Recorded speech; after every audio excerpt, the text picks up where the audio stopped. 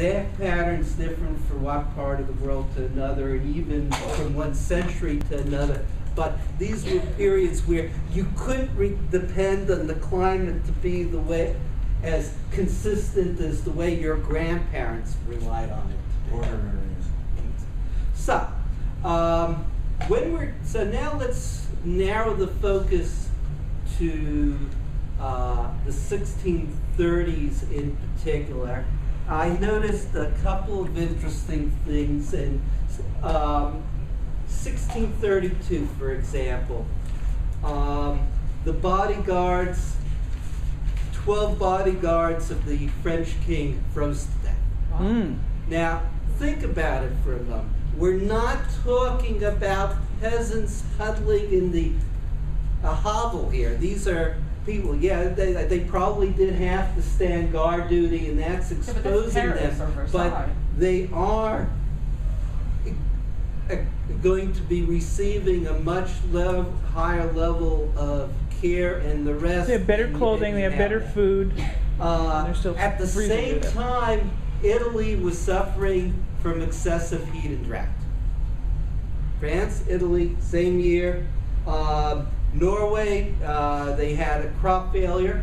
I don't have real details on what happened there. You moved to 1633, and in Switzerland, you were getting glacier advance-induced flooding. Glaciers go in, they get into the river, the lake. They disturb the water volume, or alternative, and other effects as well there. 1634, we're going to bring in Walt. I'll tell you what, let me go through the years and then I'll bring you in on that. We had the famous flood in Schleswig-Holstein. Walt has written a story that deals with that area and time, and I'll bring him into the picture in just a moment. Norway crop failure, and they knew very well climate change, glacier-induced.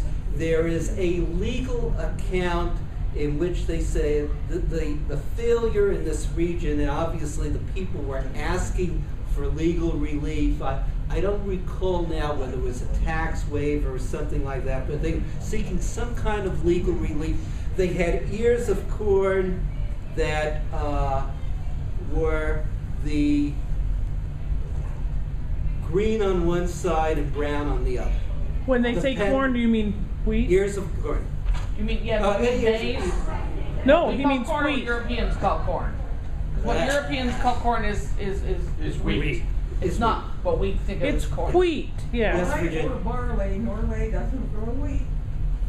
Yeah, it was barley, oats, Yeah, depends where you are. corn is a I know generic what for they It's- said that's like- in the translation I had, so. Grain. That's why. Grain. Yeah, Let's say grain. not grain, Let's stick say to grain. Yeah, it's not corn. What we're picturing is an ear of corn. We're talking about, It's good with butter. the grains that, so it would be an ear of corn. This big. Green on one side and ripe on the other. Corn being the generic term for Like the grain. corn laws. It's probably oats or barley. That used to confuse Yeah. the hell out of me when somebody explained that one to me. Yeah. So That's 'cause the we grew up side, with the corn, side that different was thing. affected being the side closest to the glacier. Let's think of corn and kernel. They're the same root. Yeah, but that don't really help a lot. because we didn't 1635, corn. the Popcorn. winter, December, from roughly October Alright. 1634 to Or software. February 1635, the 10th froze over. The only freeze over for the temp of the 1630s. 1636, though, the winter in England was unseasonably warm. That same year, the Zermatt Glacier was advancing. 1637, another cold period for London. 1638 in Marseille, the French were the water in the harbor at Marseille simply froze Wow. around the ships. In and Marseille? held them Marseille? in port. That's pretty Marseille. far south. That's pretty far Yes. south. What year was that? 1638. 38. Well, That must have been cold. that happened in 1999 in Philadelphia. On the other hand, Philadelphia, well, they are about the same. and this The same period of line, aren't they? 1634 to 39, Central Plateau, Switzerland, considered a period of warmer temperatures. So you see what I mean? That even when we start narrowing it time frame, we have some rather significant differences in what's happening when, even just looking at Europe. And not just That's- weather, but climate differences. That's right, climate differences, not simply weather differences. Now, let me bring Walt into the discussion about your story, The Great Drowning of Men, where you were dealing with what a Little Ice Age associated event. Well, it may or may not be associated with the Little Ice Age because what people don't usually realize is that the whole top of Europe here, below the Scandinavian peninsula, is actually an enormous wetland. Right. Reeds and It's called the Wadensee, and from Holland all the way through to Schleswig-Holstein, since about 2000 BC, when people moved there, they've been building dikes and doing things Trying to control protect the water. To control the water, they've been building dams. They've been building dikes. There are sluice gates with valves on them that date to before the Common Era, and things like that. Roman buildings. No, Before the Romans, the Celts. the Romans never got that far north. We're talking Almost, but- about right on the Baltic, Right. and right on the North Sea, and in 1363 there was an event which was called the Große Mandrenke, which is generic Northern European dialect, Ostfriesisch, Plattdeutsch, whatever it is, for the Great Drowning of Men. On Walpurgisnacht, in the original timeline, on Walpurgisnacht in 1634, which is Halloween night, it happened again. It was called the Second Great Drowning of Men. We have an eyewitness who happens to have been one of the greatest hydraulic engineers of the 17th century. And the story I wrote was basically, I fictionalized his eyewitness. And we changed the date of the flood and the rest of this stuff. It changed the climate, well, let's put it this way. Southern Denmark had at that time an enormous population of cows. Holstein cows, that's where they're from. That's right. This one flood Dairy over country.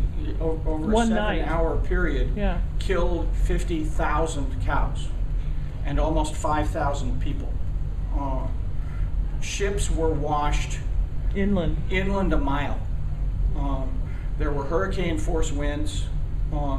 It would have been it's essentially the equivalent in a storm of Hurricane Katrina. Mm-hmm. Or the or the surge that came with Vesuvius. Yes, in a very shallow area, the North Sea Baltic corridor there is very shallow, and the difference in some cases between the land and the water is the difference between high and low tide. Sometimes where you're standing on is up, and sometimes 8 hours later it's not.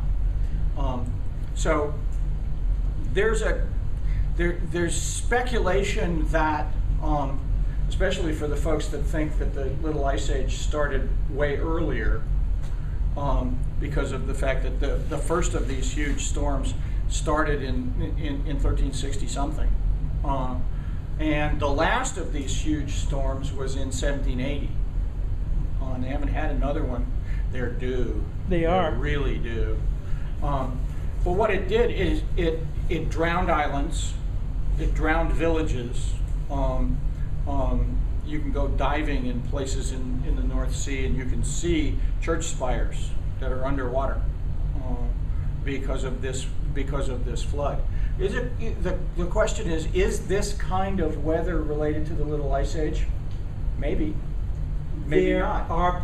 There have been correlations with rainfall in the Little Ice Age. So whether you make the next step, I've seen it discussed. There's a book on storms in Northern Europe that does tout the Little Ice Age there. A couple points here. You notice he changed the date of the incident. The date that the flood happens, that's weather. But the conditions that make flooding to have been more likely are climate, and that those conditions he could assume were still there and take advantage of them for his story. And that's And, kind of a The reason butterfly. I changed the date was the butterfly effect. Butterfly effect, yeah. I made it 6 days later or something like I that. thought you made it earlier, and that was a Whatever. I've even forgotten what it was. The whole point here. The first flood, by the way, the 1363 flood was what created the Zuider Zee in Holland. It was an enormous event. So it was seawater that it brought in, or Yeah. Wow. Oh yeah. This storm surge was a seawater storm surge. And the storm surge reached 5 miles inland. Right. So it was very much like the tidal wave in southern India and Ceylon a few years ago. Right. New Year's Yeah. or the Christmas holidays. If you see pictures of that, then you can see exactly what happened in this storm surge. The eyewitness had dinner with a friend of his, and they left and they went to another house that was higher up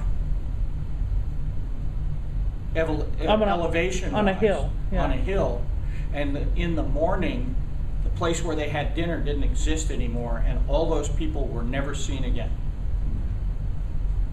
I think the one they had in Japan in the spring, it went a couple miles inland. Yeah. Because that's the problem if you live in these flat places. Or near It doesn't take much storm surge, and it's in the next county or state. Well, ask anyone who's gotten an East Coast hurricane. Okay, let's move away from the 1630s for a moment. And what I'm going to like to do next, talk about what some of the changes mean, then look at, well, how do we know the temperatures?